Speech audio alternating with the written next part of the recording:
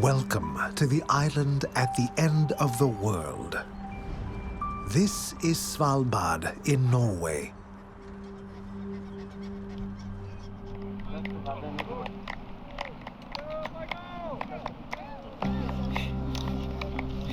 A crowd cheers one remarkable man. Michael Haddad is a United Nations Goodwill Ambassador for climate action. He is also something of a walking miracle. Using state-of-the-art exoskeleton technology and old-fashioned crutches, Haddad from Lebanon faces a daunting challenge. Haddad is making a 5-kilometer walk for a special cause. His destination, the Svalbard Global Seed Vault, the world's largest seed storage facility. So on my mission, I carried 12 seeds from my region to deposit it in Svalbard. And I'm doing it for two things. One, for science, because we need to advance the related technologies for people with similar injuries. Two, it is related to the climate emergency and the food security. We as humans are under stress. The world is struggling to feed itself. Climate change, water scarcity, and dwindling energy resources are straining the global food system. How much more arable land would be needed to feed a growing global population? How will food of the future be grown and consumed? And with the volatility and turmoil happening around the world, how can nations secure enough food?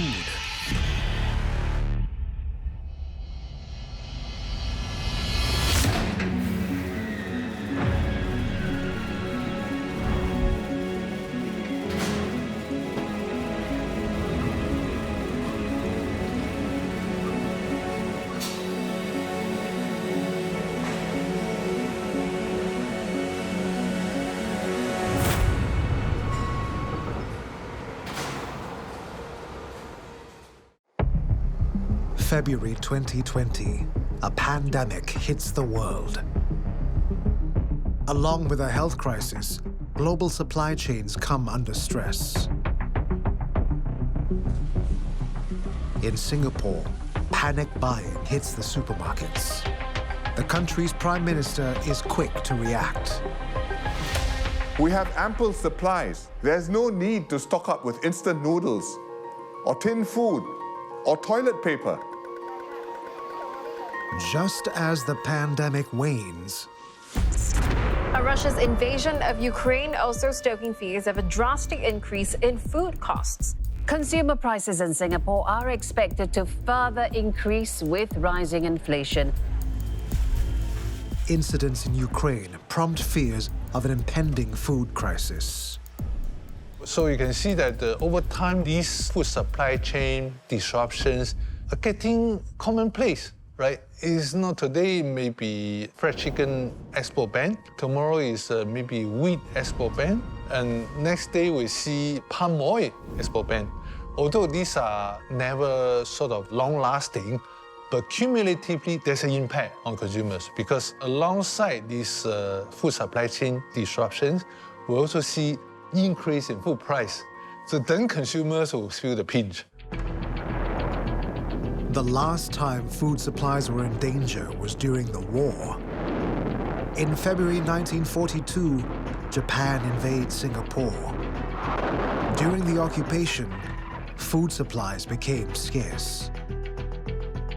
Food rationing during the Japanese occupation, you require some form of approved certificate of approval by the Japanese authorities. But of course, as the war dragged on, ration cards were distributed. And usually this also, they were given by priority for maybe people who were working for the Japanese administration. So by the time it gets to the bulk of Singapore at that point in time, there probably wasn't that much, and that's why people had to go to the black market. Must have been a fine sight to see British and Empire troops in the streets of the city again. Food rationing continues even after the British return. The colonial administration also rolls out new schemes designed to address chronic food shortages and malnutrition. And one of that manifested as the communal feeding program. So one major element of the communal feeding program was the people's restaurants. So the first people's restaurant was in Telok Ayer.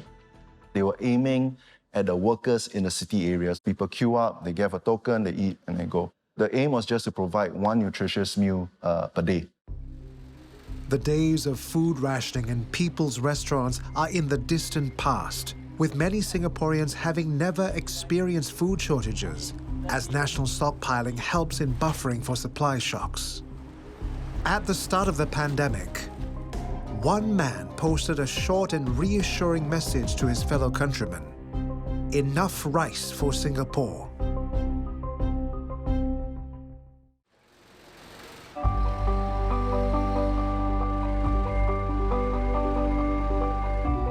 Welcome to my warehouse. As you can see, this is the golden rooster, high fragrant rice. Then you can see fresh rice is the organic brown rice. For this is the glutinous rice. Some rice from Vietnam, it's the Vietnam jasmine rice. And some of the rice are even from Japan. So all in all, we have about 20 plus variety of rice in our warehouses.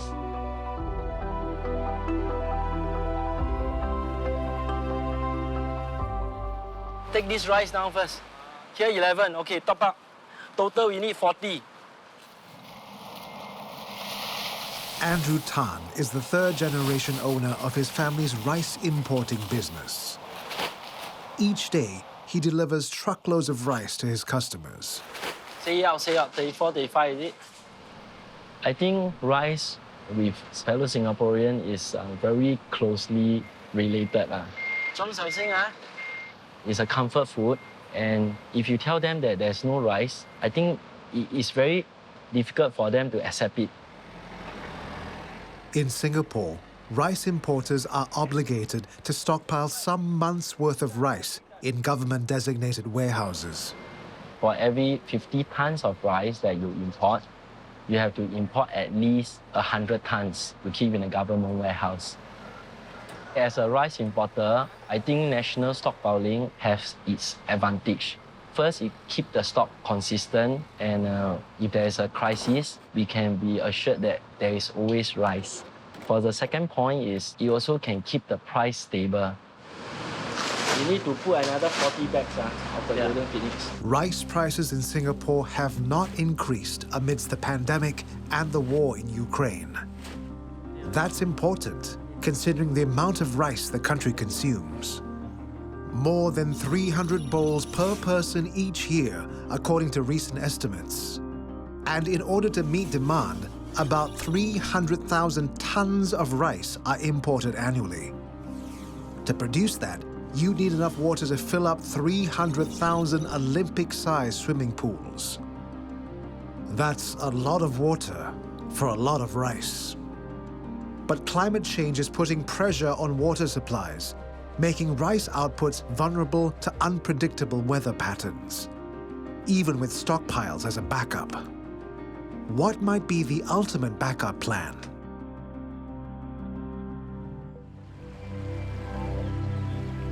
Halfway between mainland Norway and the North Pole is a town in the middle of the Arctic wilderness, known as Longyearbyen, in Svalbard.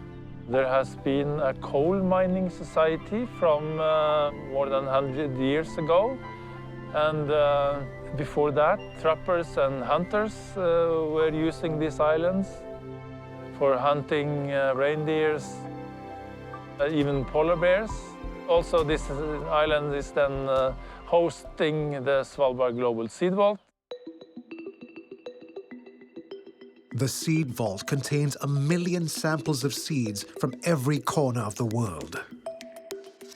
This is the biggest collection of crop species anywhere on Earth.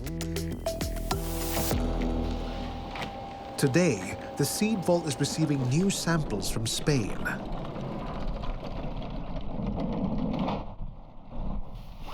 Asmund Asdal is an agronomist. That's an expert in the science of soil management and crop production. He's also the coordinator of the Svalbard Global Seed Vault. The seed vault concept is that gene banks all over the world are invited to store copies of the seed samples they have in their own collections here. Plant genetic resources in seeds are valuable resources. If they get lost, they are lost forever. When civil war erupted in Syria in 2015, most of the country's seed banks were destroyed. Luckily, they had deposited 116,000 samples from Aleppo in the seed vault. We sent seeds from here back, not to Syria, but to units in Lebanon and Morocco, and they established new gene banks there. And this was a very good example of the importance of having seed vault and also the importance of gene banks to secure their seeds in more than one place.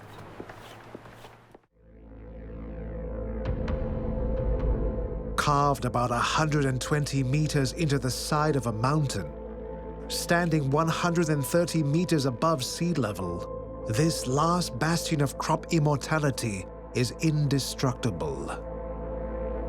From here, it's a more than 100-meter long tunnel down to the bottom of the seed vault. There we have a big hall and 3 doors to 3 seed chambers.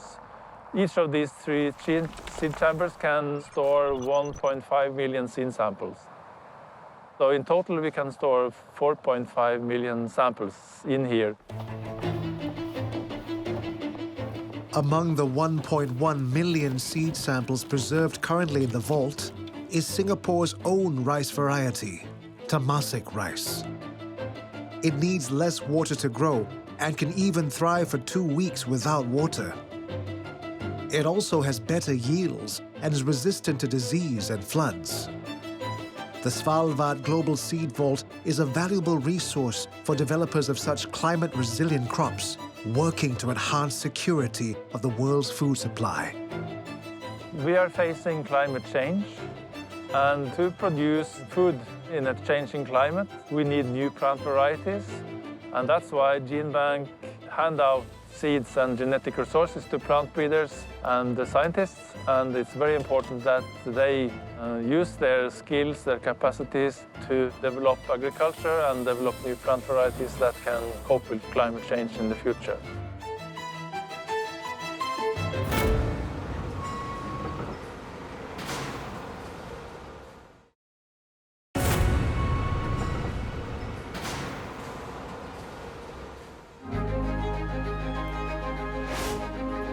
Singapore, highly urbanized and one of the most densely populated cities in the world. Land is a resource that's perpetually in short supply. But the city wants to grow more to boost the nation's food security. It must do so with as little land as possible.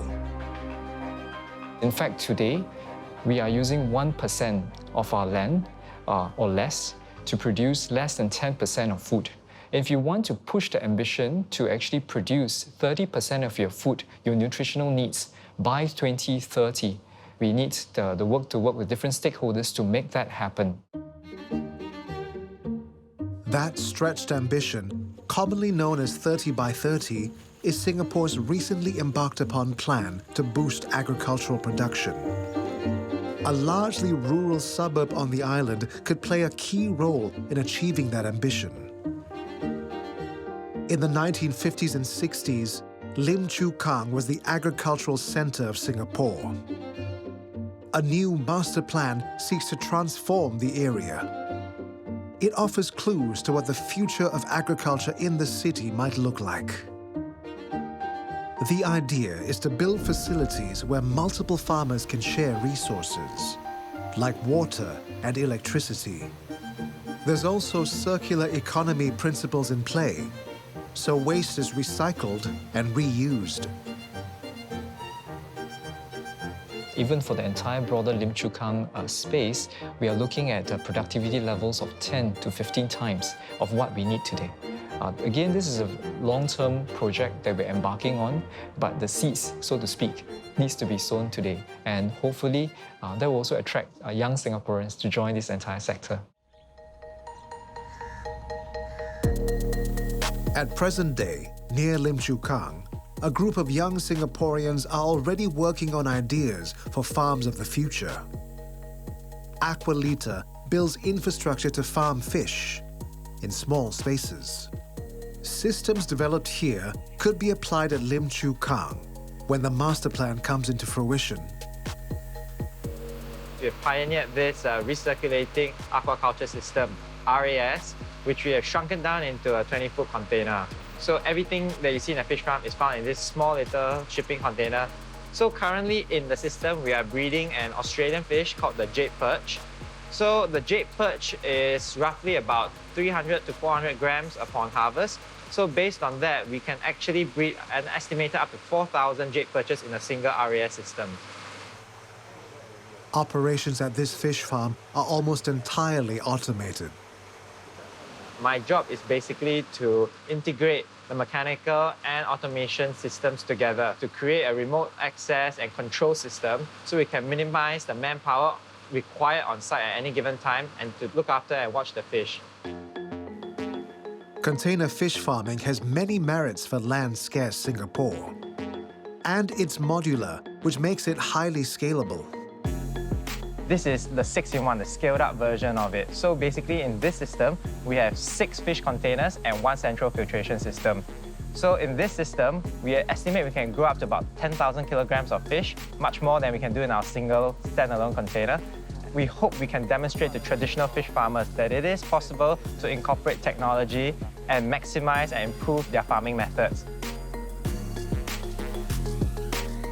So I actually have a mechanical engineering background, but at home, I have a personal passion for marine life.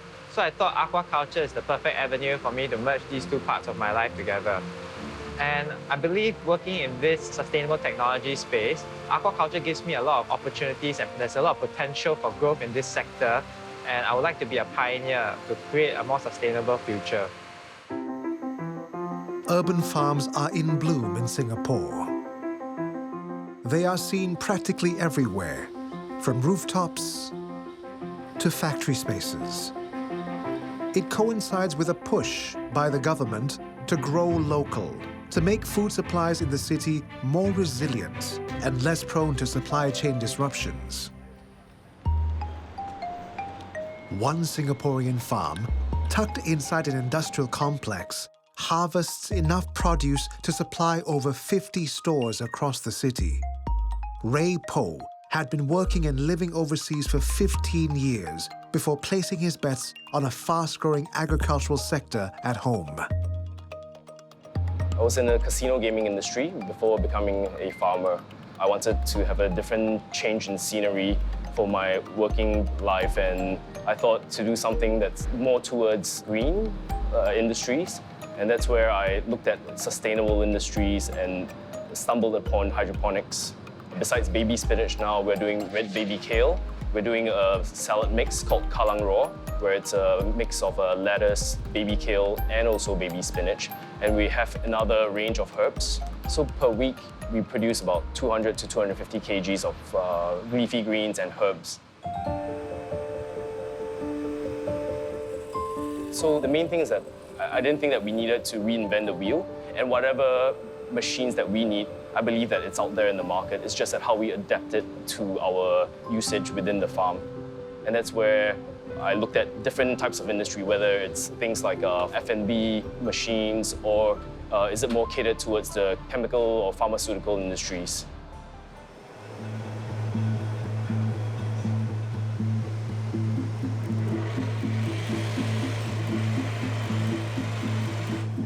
This is our harvesting process itself.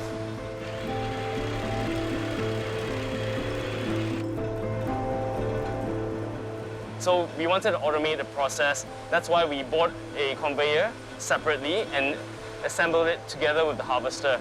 Whereas for the sorter itself, it was meant for the pharmaceutical industry, and we wanted to sort out the bigger leaves from smaller leaves. So that's why we decided that this was something that could help us.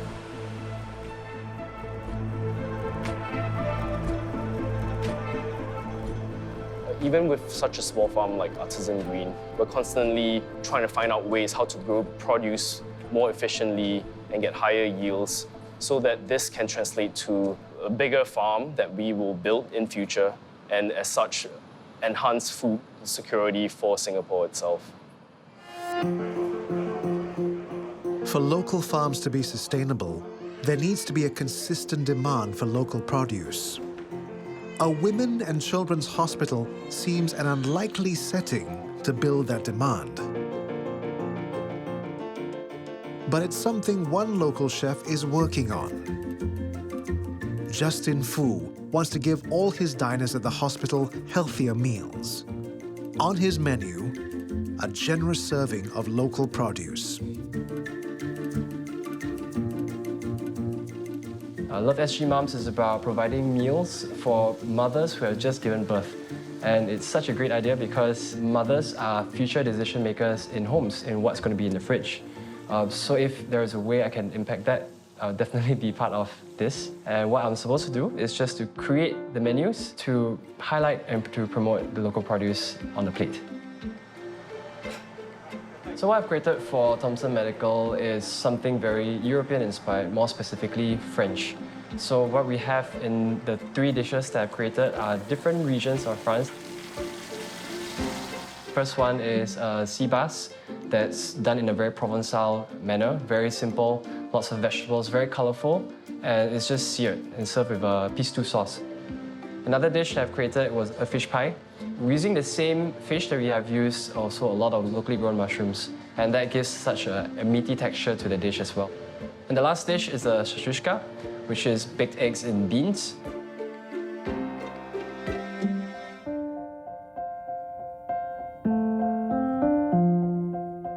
There are many benefits of using local produce. For example, we use Kubara's barramundi fish in our meals, and this is the same fish that is served in Michelin star restaurants. The fish is high in omega-3 for our mummies. It does not contain growth hormones or mercury, and no antibiotics are used in the farming process. So we can be assured that of its freshness and consistency in quality all the time, because there are less steps in the supply chain, so it's subjected to less disruptions. I think local produce may sometimes cost more, but in our view, that is a valuable investment. And supporting local is of great value to us, not just in the individual level, at the hospital level, but also at the level of the country.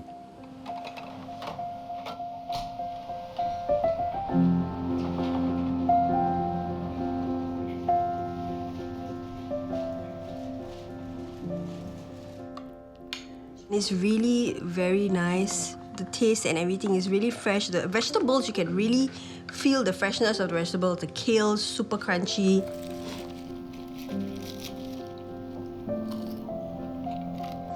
And the spinach is really delicious, the spinach.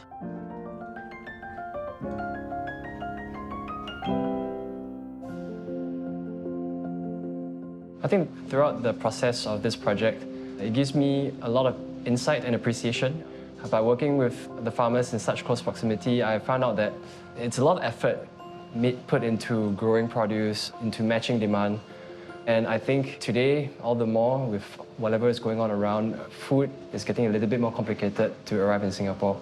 So I do wish that in future, us as Singaporeans would go to our own farmers first, go to our own produce first, and then maybe decide on what to supplement from other countries.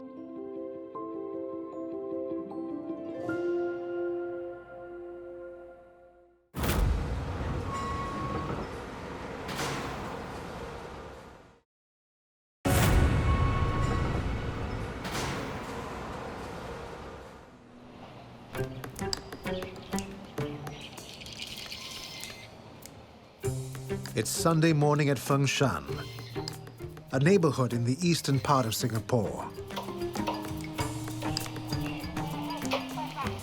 Shopping bags are filling up fast with fresh chicken. A number of chicken sellers at wet markets are getting ready to close as Malaysia's export ban on live chickens officially kicks in. The reason for the ban? To address supply shortages and rising prices domestically. Across the causeway, Singaporeans start to stockpile. I brought home chicken 2. And the chicken fillet I brought 5. And the chicken leg I brought 1 kg. And the chicken bone for the soup one I brought 3. Supplies of fresh, chilled chicken are running low. But there's plenty of frozen ones to go around. 43-year-old Nicholas Ng is a wholesale food distributor. The stocks in his company's warehouse are sourced from all over the world. But they're always on the lookout for more. And since the ban on fresh chicken kicked in, business on frozen ones has been brisk. We realized that we had a lot of customers calling us and asking us whether we had chicken, frozen chicken. And these were the same customers that never bought frozen chicken. I guess they were worried because there wasn't chilled chicken anymore, so they had to find alternatives because chicken was a main dish. Chicken is the most widely eaten meat in Singapore, with each person consuming some 36 kilograms of it in 2020. As of 2021, the largest supply of chicken is from Brazil, making up 48%. 8% from the US. The rest comes from a variety of sources, including Thailand and Australia. I guess for us as a company, diversification was really very important. We have tried to look for similar products in different countries.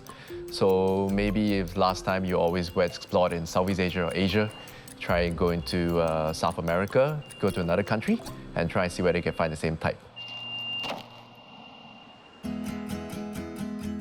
Out of 193 countries in the world, Singapore imports from most of them. In 2019, before the pandemic, there were imports from 172 countries. As of 2021, the list of countries has expanded to 180. The latest addition to the list? Chicken from Indonesia. They do have quite a lot of chickens. They have sources of both frozen and fresh, which is a welcome addition to Singapore. It is just sometimes we just have to try the quality. And then for chicken specifically, it's also about the sizes for frozen chicken. So size for retail, for supermarket, home consumers is okay. But from a restaurant or from a F&B point of view, that might be a bit challenging. The first shipment of frozen chicken from Indonesia, 50 tons worth, arrived in Singapore in the mid of July, 6 weeks after Malaysia's export ban. 1,000 more tons will make its way to warehouses by the end of 2022. But diversifying import sources wasn't just thought up recently during times of supply chain shocks and export bans. This is a strategy that we've been steadfastly building since, in fact, for a couple of decades. But it's not just about food security, because when you think about food security, you also need to think about food safety. Both are two sides of the same coin. For the country, we look at their policies, their animal health standards, their process, their regulatory export systems, and we evaluate it very carefully. Then, at the individual farm level, we also take a hard look at what kind of practices they have in terms of their, for example, their biosecurity controls, animal welfare standards, and how do they go about managing, ensuring that the livestock that comes through or they export to us is actually safe. There's another way to enhance food security, by getting Singaporean farmers to grow overseas. It's near midnight in Brunei. A lorry load of baby fish, flown in from Australia, has just arrived.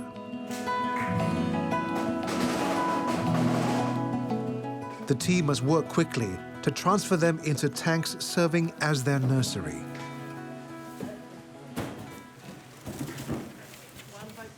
Tan Yingquan leads them.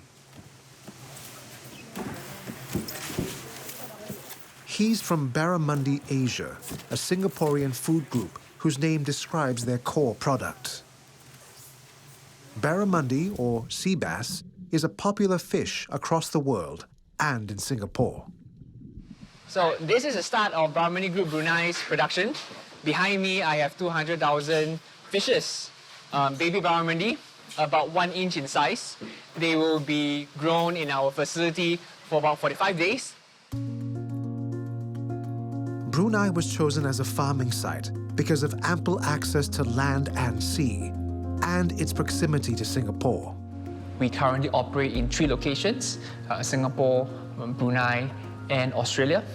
We're integrated because we can control the entire supply chain, all the way from the seed stock, where we have the larvae, to the nursery, sea farm, as well as processing capabilities and end-to-end, direct consumer sales. That's happening in Singapore, and we look to export these capabilities and set them up in Brunei and Australia too.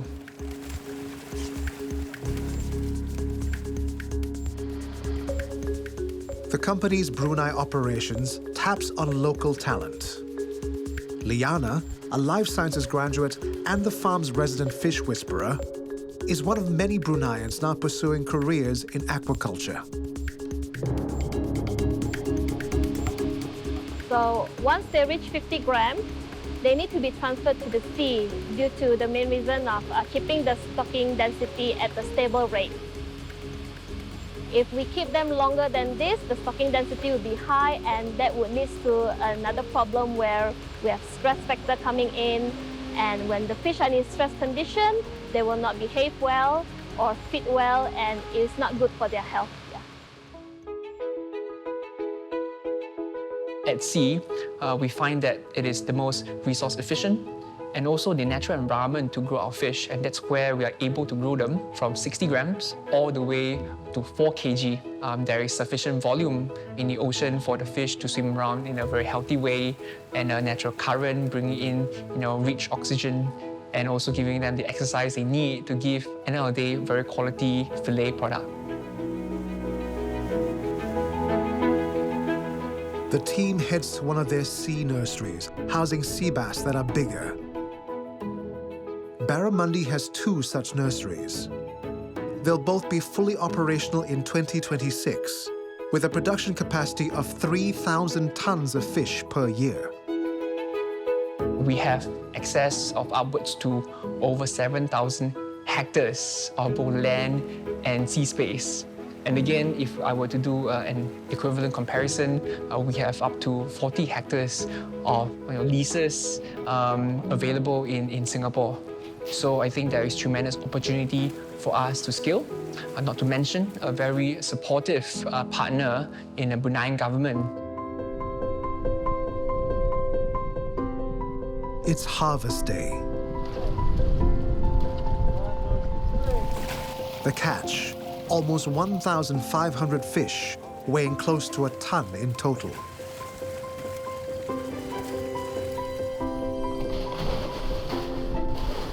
They're frozen,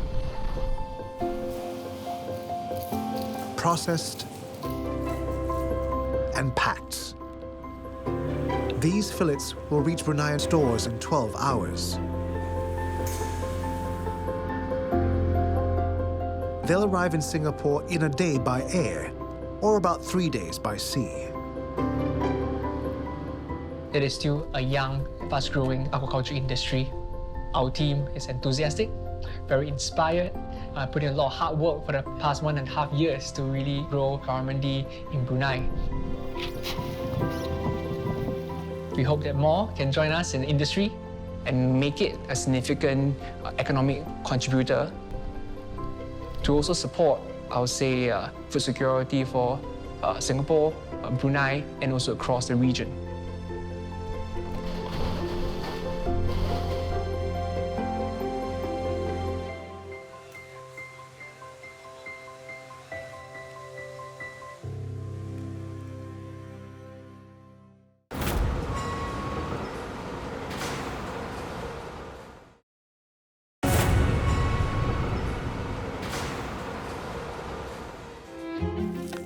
Roasted, mashed, baked, and fried.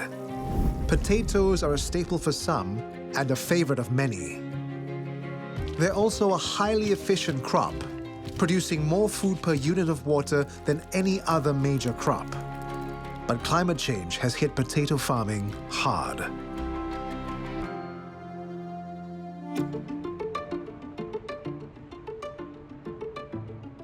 In Sweden, where potatoes are an important staple, scientists are looking at ways to make them more climate resilient.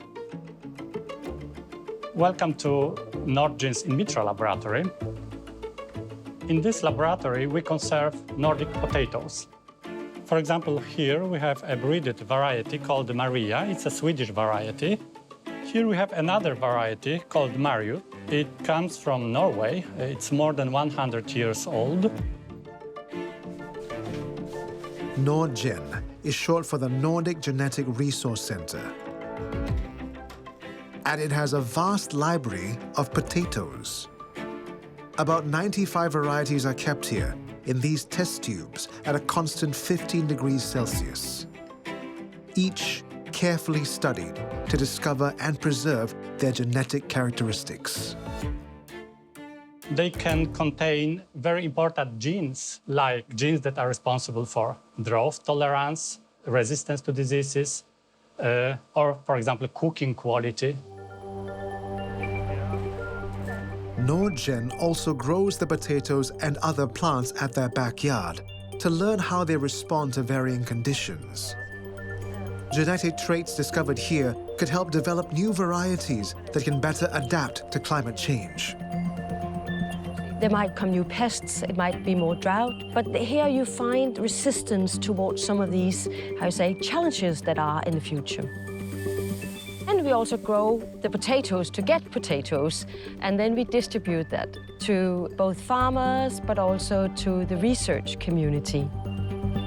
Things are changing, not just for us humans, but also for the plants. And plants are so important. You just think of it, we take them very much for granted, but they provide us with oxygen, food, feed, fibers, and fuel. So plants is really the core of our living. And that's why the gene banks are so important. In Singapore, there's genetic research ongoing on a variety of foods.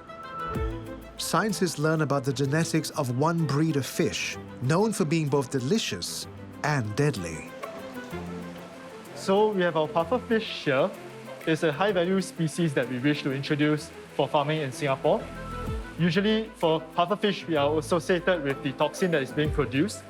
So what we are trying to do here is to feed it commercial feed such that it doesn't have the toxins built up within the fish itself, so that it's safe for human consumption. Ong Xian Feng grooms startups in the agri-food tech and life sciences sectors in Singapore. We also help to spin off researchers that has commercialization potential. And all this research boils down to helping the local farming industry, whereby any of these improved varieties can help with the productivity of our local farmers itself. Other than that, we also have a few other species like your Karuma shrimp, as well as your Chinese mitten crab. We wish to introduce them to be farmed locally so that it can reduce your carbon footprints. The main purpose of having this species that's being researched on is because Singaporeans on average consume 22 kg of fish or seafood annually. And this is a key protein source for Singapore population.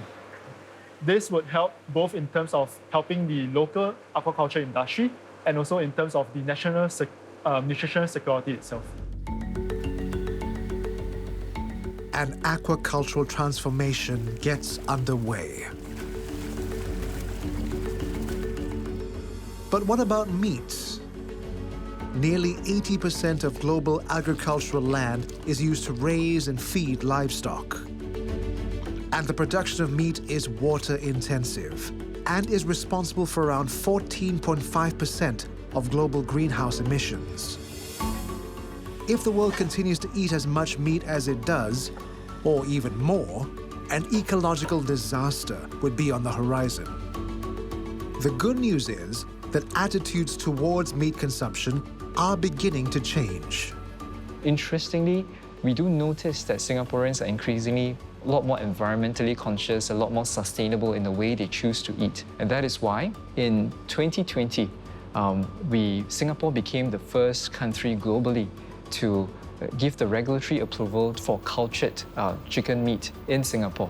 From a food security perspective, in future, Singaporeans might have more options beyond just your chilled and frozen. You even have cultured meat to choose from. One such alternative option for protein could be found right under our feet. Mycelium is one of the oldest known sources of food for humans, except we know them as mushrooms. Mushrooms are the fruiting bodies of what essentially starts off as mycelium. Largely, mushrooms belong to what we call the fungi kingdom. There are a lot of edible mushrooms, there are a lot of poisonous, inedible mushrooms.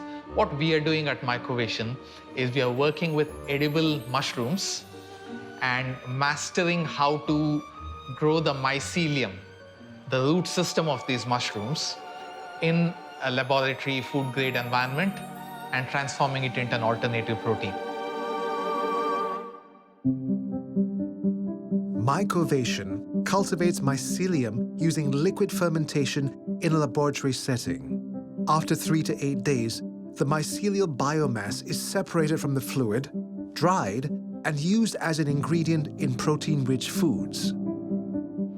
So what plant-based food providers do, to be able to replicate the taste and texture of meat, they have to engage in a lot of processing of that food. What Microvision is doing is we are solving that problem by offering mycelium as an alternative protein source that is flavorful, has this natural mouthfeel and texture similar to that of meat, and has a nutritional profile matching that of meat. The use of mycelium-based products will eventually use 99% less water and land, as well as emit 99% less carbon dioxide. That would mean much less land and water used to produce plant-based chicken or beef, which is currently produced from soy or wheat.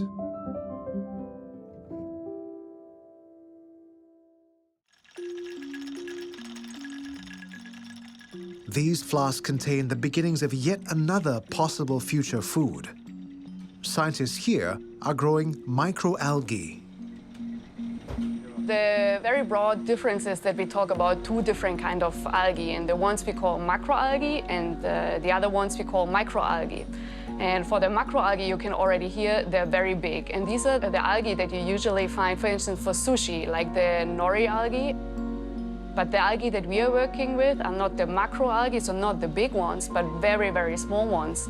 Microalgae are a very interesting solution for us for different reasons. And one main reason is that we can grow them independent of arable land, which means that we don't need fields, like for instance for soy or pea protein production, but we can just grow them in the cities. In order to achieve full circularity, food side streams are used to cultivate the microalgae, which otherwise goes to waste.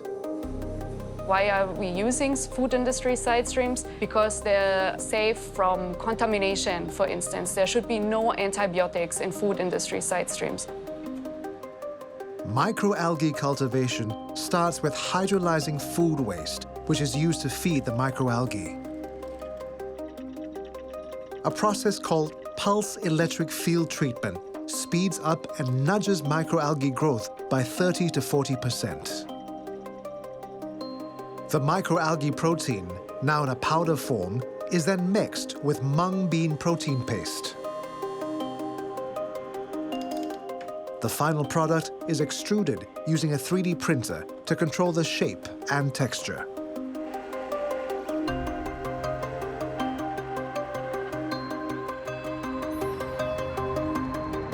It's really nice because actually we make a high-value product out of a low-value product or a product that would be dumped.